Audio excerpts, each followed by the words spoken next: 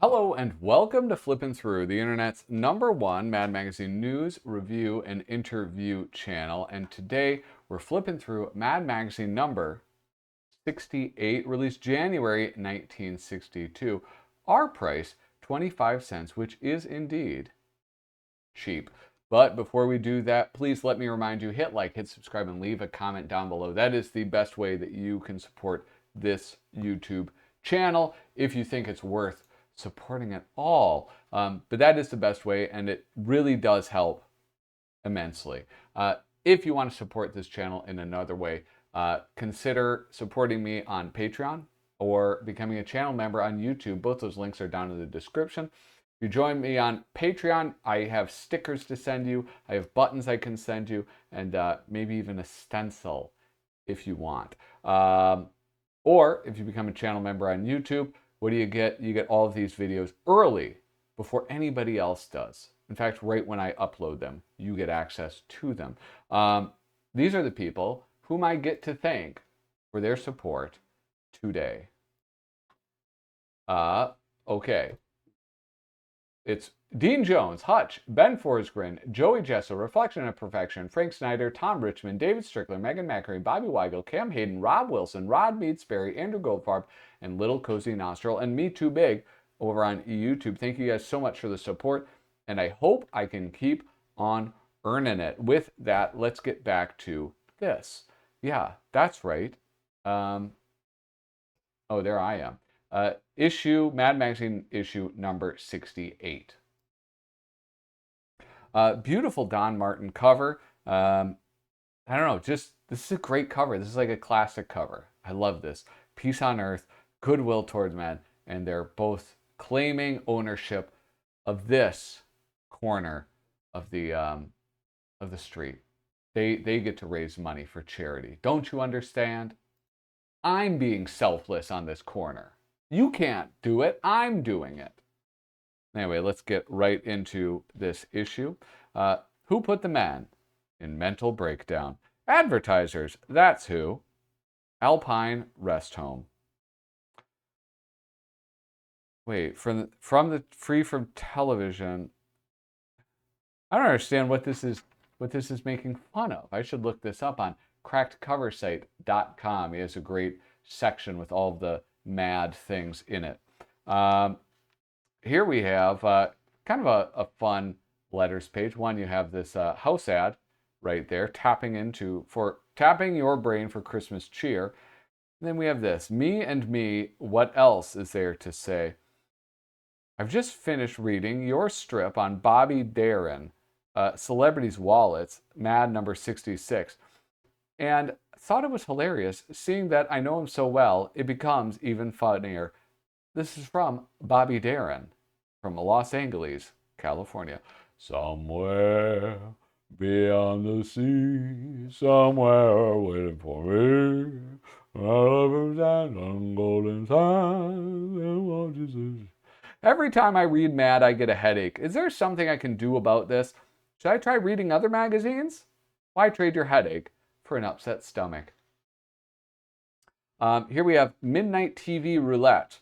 I started going through this. I was like, boy, there's a lot to cover. And then I realized there is a lot to cover in this. Gosh, there is a lot to cover in this, but not all of it is all that worth covering. So this is the joke of this is, there's 3 channels back in 1962.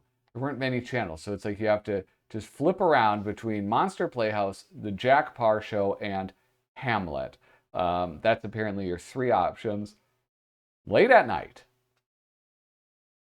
back in 1960. So it's just cutting in between those, and it's amusing. It's kind of fun. For a lousy 320, that's why. Listen, Joy, there's a good reason for that. That's Hugh, always coming to my defense. Actually, Hugh is a fellow of infinite jest and most excellent fancy. He hath borne me on his back 1,000 times, and now how bored is your personality, Jack. That's why people watch this show, because with your kind of person, they never know what will happen next. It's just like, anyway. You get it. It was fine. It was fine. I love this one, though. This Don Martin, Mad's maddest artist, is disturbed by many things, one of them being modern transportation, which he claims aggravates his split personality. For example, observe what happened to Don the day he tried to keep the appointment. Gad, I've got to make that Chicago appointment. Boom, Hobson gets left. The tail of the plane falls off. All aboard? Look at the caboose gets left behind.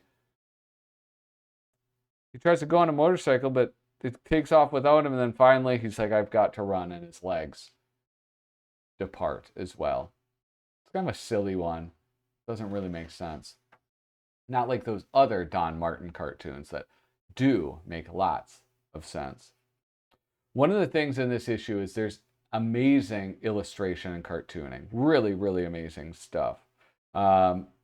This is fun, but it falls flat for me because I know about two people in this. This is if stars had ordinary jobs.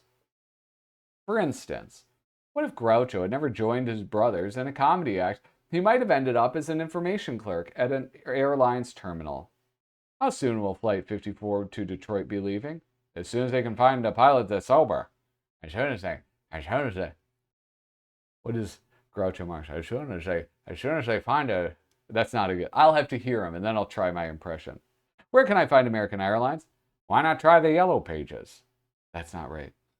Does the airport bus stop at the Conrad Hilton? No, that's too expensive. It stops at the garage. When will Flight 77 arrive? Frankly, I'd be surprised if it arrives at all. Pardon me. I can't pardon you. You'll have to ask the governor. No, I only wanted some information on the next flight to Mexico. Oh, skipping the country, eh? If that's how you're going to behave, you'll never get that pardon. How much for a fare? An affair with me? Who? Me or the co-pilot? Anyway, who's the next person I know? Not Mitch Miller, not Chet Huntley, not Dave Brinkley. Boris Karloff, I know him. Really cool illustrations. And I guess Ed Sullivan. I am familiar with old Ed. Should I hit the yawn button? Here we have a mad look at Christmas. Every time a mad look at comes up, especially one like this, I always talk about how a mad look at began before Sergio Aragones took it over. And a lot of them before he took it over were what he ended up like fully doing so well, where it was like no words, just pantomime. I don't know what you would call it. It's just a wordless cartoon. This is different, and I don't even know if I would fully consider it one of the precursors to a mad look at. Kind of a precursor to both a mad look at and the lighter side of. I mean, you can just imagine this as the lighter side of Christmas. I'm going to see Sandy Claus. I'm going to see Sandy Claus. Oh boy, it's almost my turn. I'm going to see Sandy Claus. Well, ho, ho, ho. Wah. I wonder if this one in particular was inspiration at all for A Christmas Story and that famous scene where Ralphie just gets kind of freaked out. But then again, maybe it's just a universal experience of little kids who, you know, see some red-faced old man and they just sort of lose their mind. When I was a boy, we used to bundle up warm, trudge through the snow, hike out to the woods, find a nice fir tree, chop it down, and haul it in for miles back to the house. Today, they sell you a streamlined pile of metal consisting of a base, a pipe with holes, and some rods, which all fit together in 15 minutes, and they call this a Christmas tree. Gee, Dad, you're right. Let's bundle up warm, trudge through the snow, hike out into the woods, find a nice fir tree, chop it down, and haul it for miles back to the house. What do you think I am, some kind of nut? I like that. This is good. This is funny. Look at this. This is classic lighter side of, right? Merry Christmas, darling. And then he rips it to shreds after she's worked so hard to make it such a beautiful present. I don't know. He showed that Dave Berg lighter side of humor very early on. Look at the big box Grandma sent you. Open it up and see what's inside. Look at that. A real fire truck with real bell that rings. Take it out. I want to play. Take it out of the box. And he's playing with the box. But it's true. That's why it's funny and endearing, because it's true. That's what kids do. They play with the box. Here we have, once again, Mad presents the future. Based, wait, what? Anyway, celebrities' wallets. I'm not going to read all of that. They just do celebrities' wallets. Again, it's a lot of very jokes that at the time probably landed, probably hit so well. Here we have some inspirational poems by, for, and about the nation's building men. O Builder, My Builder by Walt Whitman. Here's Joyce Kilmore Oakes. Carl Sandburg. O Builder, My Builder, our dreadful house is done. There's devastation in your wake. It looks just like Bull Run. The toilets leak, the closets creak, the basement's filled with water. We're killing termites by the score. Come back and watch the slaughter. But oh heart, heart, heart, oh the bleeding drops of red, my dreams of joy and pleasure lie fallen, cold and dead. Really beautiful. Larry Siegel is the writer of these, not Frank Jacobs. I think this is before Frank Jacobs started working at Mad. And Joe Orlando doing some lovely illustrations. The charge of the Highway Brigade. Half a mile, half a mile, half a mile onward into the development came the 100. Forward, the Highway Brigade. Build the thoroughway, they said. Into the development came the 100. Where's that line? Theirs is not to reason why. Theirs is but to do and die. Anyway. They're making a freeway. I like this. I love the bulldozer. That looks really cool. And this, I got so excited when I opened this up and saw it. Holy smokes. I mean, this is what they should always do with this center page, right? Like the page with the staple. They should have just always done something insane. This is Christmas comic strip characters Christmas party.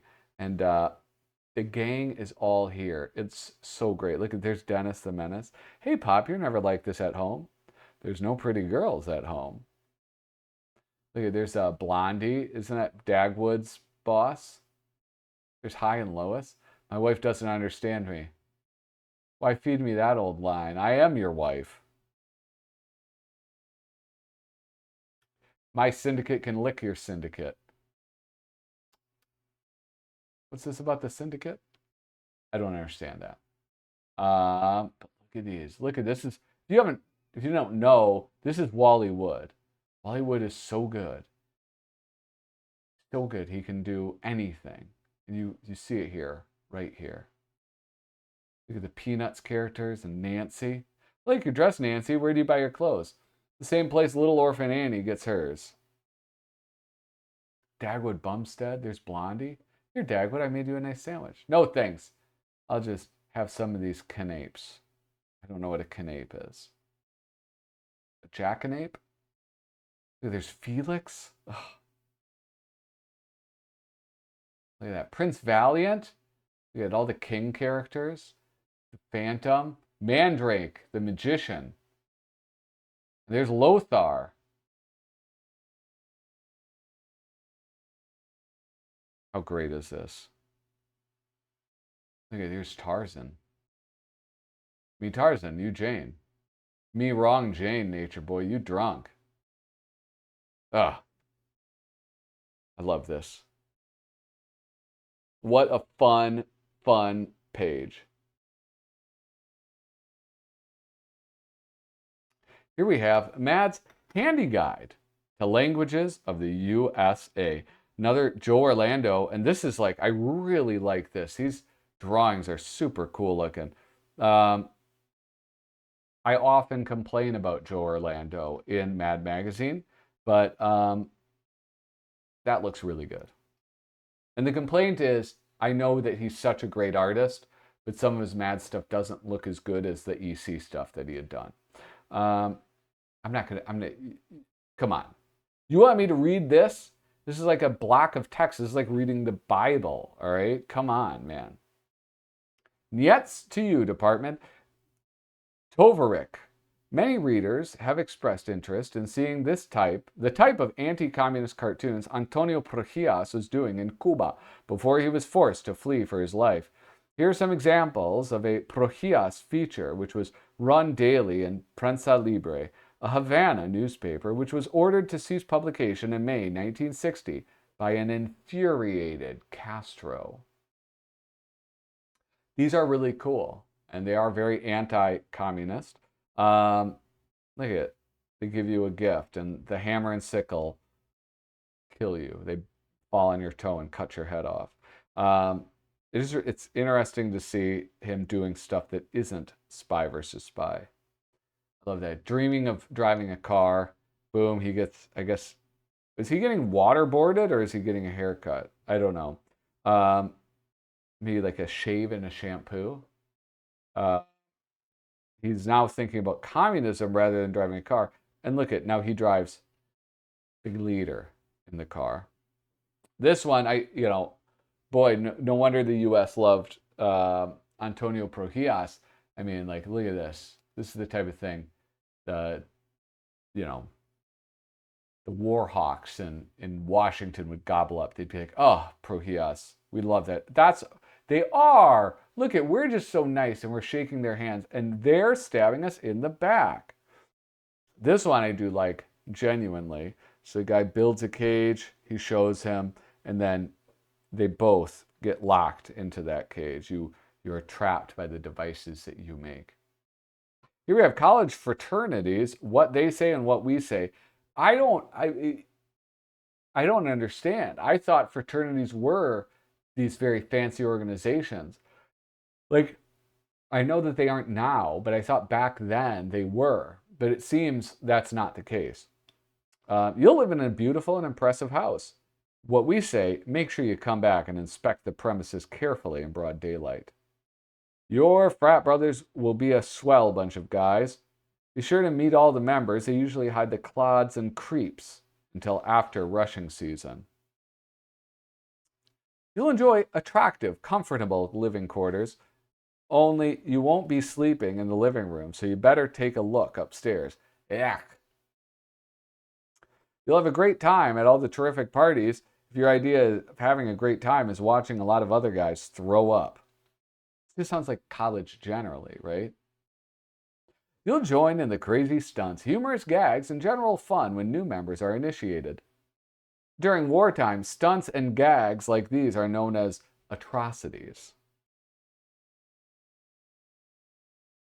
Anyway, the truth about secret ingredients, Bob Clark artwork on this, really cool. Time to get started. Have we got all the products? All set, Chief. First, get the Gardol from Colgate's. Check. Then the hexachlorophene from Impana. Check. TCP from Shell. Check. V7 from Vitalis. Check. Dial blah, blah, blah, blah, blah. All these like weird additives. Check, check, check. That does it. Now push the button. Check. Another successful launching, Ivan. Stupid American skis. They don't even know how to use their own secret ingredients. And look at that lovely Arthur plant growing right there.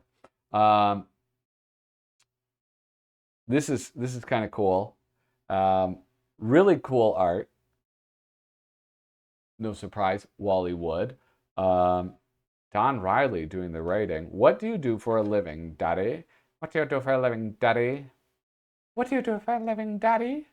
Daddy is a psychiatrist, dear. Daddy helps people solve their problems. Oh, you mean like arithmetic problems? No, dear. I'm only a doctor. Oh, I'm a doctor, only I don't use any medicines. I help people to see themselves as they really are.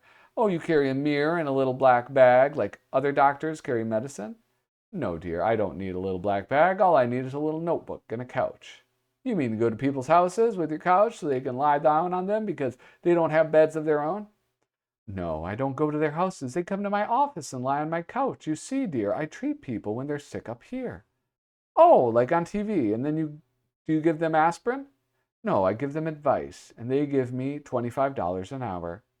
Well, what if people are sick in the head and they can't afford $25 an hour? Then they take an aspirin. Here's domestic relations counselor. Boom, look at that panel. Holy smokes. What is it? Daddy's a... I'm going to read this one. This is very funny. Is that like a camp counselor, Daddy? You wear a whistle and swear a lot? Oh, let's zoom in. No, son. Daddy steps in and stops married people from fighting. Oh, you mean you're a referee, like at the Gillette Cavalcade of Sports? No, Daddy talks people out of wrecking their home. But if they want to wreck their house, don't you let them? It's their house, isn't it? They don't want to wreck their house. They want to break up their home. But how can they break up their home without wrecking their house? Now you're asking a lot of stupid questions, just like your mother.